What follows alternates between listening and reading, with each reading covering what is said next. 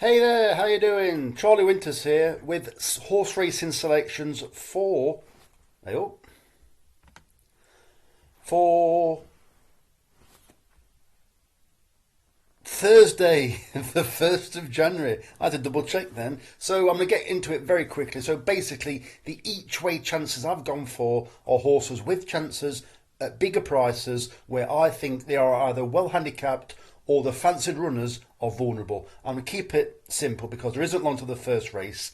So let me get into it. So the first bet is a 10 pence each way, lucky 63. These aren't huge prices, but the first selection is Kiwi Rush at 9 to 2 in the 12.15 at Cheltenham. Harry Derman's stable absolutely flying now. It ran a decent race last time, and I do think it'll come on for a run.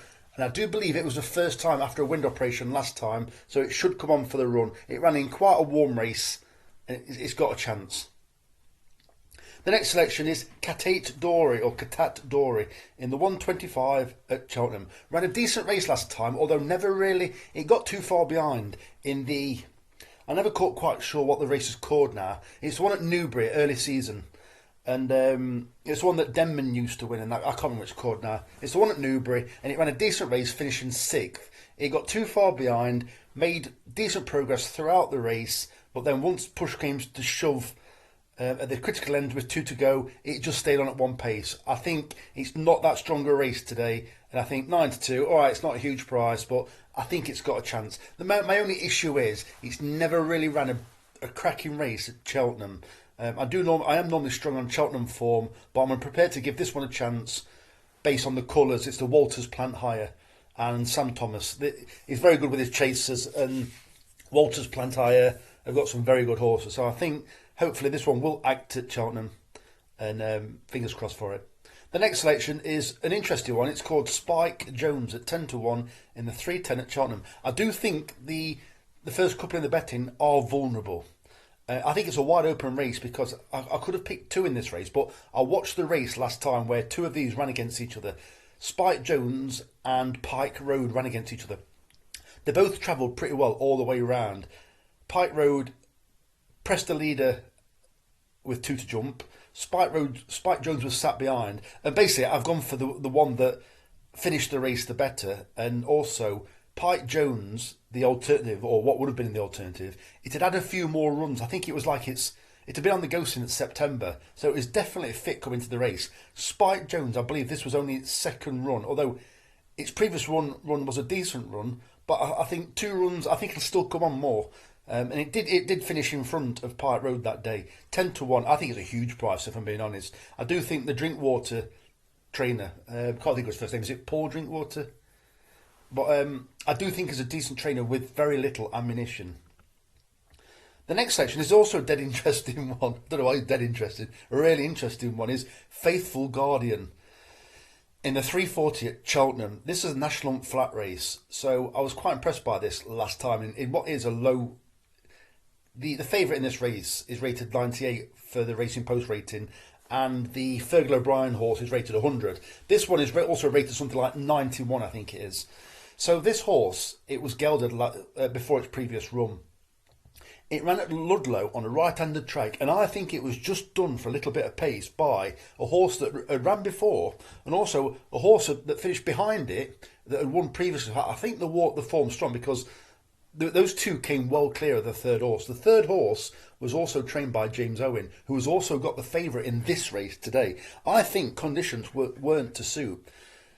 Was it done deliberately? A right-handed fast track, and then all of a sudden you've got a left-handed stiff galloping track, undulating track. So I'm just thinking that maybe this horse could have been lined up for this race, but what they wanted to do, they wanted to get a run under its belt on a track that didn't really suit it, ideally not win. But to be fair, those 2 in that race pulled miles clear, so I think Faithful Guardian should be nowhere near a 20 to 1 chance. It's Alan King. He's very good. He's very soft on his horses normally.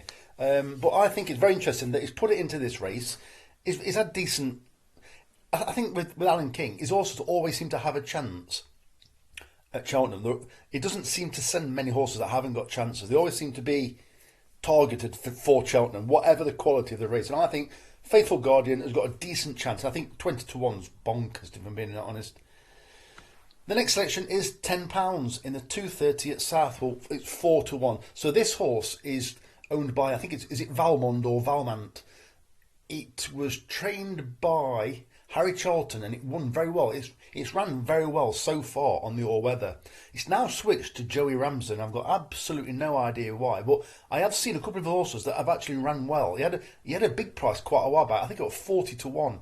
I find it very interesting. It's going to Southwell in quite an expensive race. I think it's 23 grand to the winner.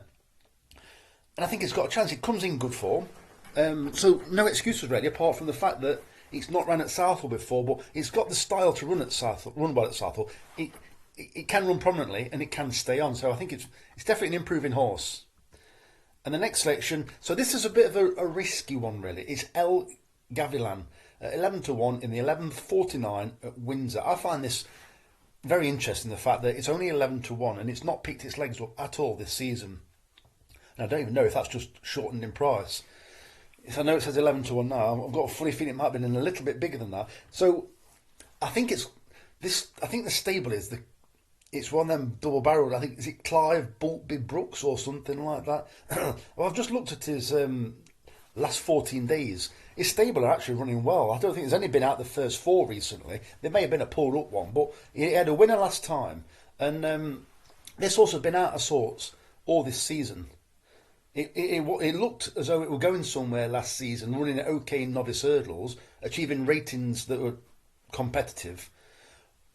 But it's had a tongue strap on for a while. But this is the first run after several poor runs that they finally decided to put cheek pieces on it. Well, Richard Patrick's on it, and I quite rate Richard Patrick. I think he's a decent jockey. So those are the selections in this bet. There is another bet. This is a 10p each way, lucky 63.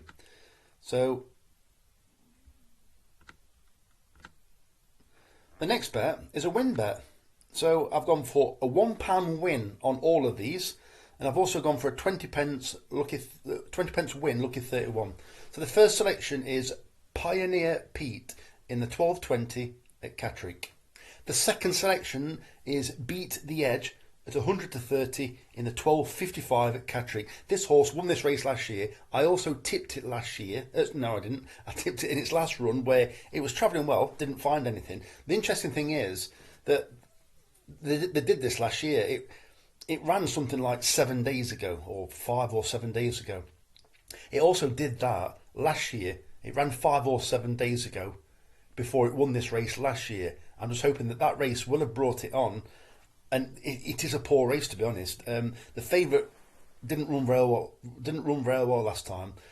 And I do believe there is a couple of horses in this race. I think it's only a 4-horse race that tend to be a bit keen. So I think this horse has got a chance, although I was a bit disappointed how quickly it faded last time, but I think it's got a chance. The next selection is Eagle Fang at 9-2 in the 12:50 at Cheltenham. Eagle Fang, I think this is also another one of Harry Durham's. His stable are going pretty well. This one did have a wind operation last time. It ran okay since until it blew up, and it ran in a race behind Klimt Madrik and I can't remember what offhand. I can't remember what, it's called Kankerbanker or something like that. Gurkebanker, trained by Ben Paulin. Well, that Kirkebanker, I'm saying that wrong for definite. That horse won a race that was very strong. It's been highly tried a couple of times since and ran disappointing. But that Klimt Madrik has once again ran well the other day. And I'm thinking that's solid form. And this horse ran well in that race, only until blowing up late on.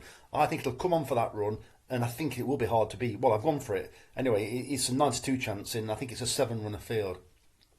The next selection is Pottersville at 10-11 in the 12:24 at Windsor. I do believe this is trained by Rebecca Curtis. So it's a novice hurdle, and it absolutely hosed up last time after showing nothing on its debut. There is a danger, and that also hosed up, but that's disappointed since under a penalty. So I think this horse, I think it's a 2-horse race, and hopefully this horse at 10-11 should win. And the final selection is Norn Iron in the 1:34 at Windsor. And to be fair, I can't remember why I picked this one, but it will. I don't go for even money shots just for the sake of it. So they've all got chances. So those are the bets. Anybody looking for the football? If you just give me another half an hour, so it's currently 11 o'clock as I'm doing this. They will be available from 12 o'clock onwards. So I wish you the very best of luck. Charlie Winters, over and out. Cheers, mate.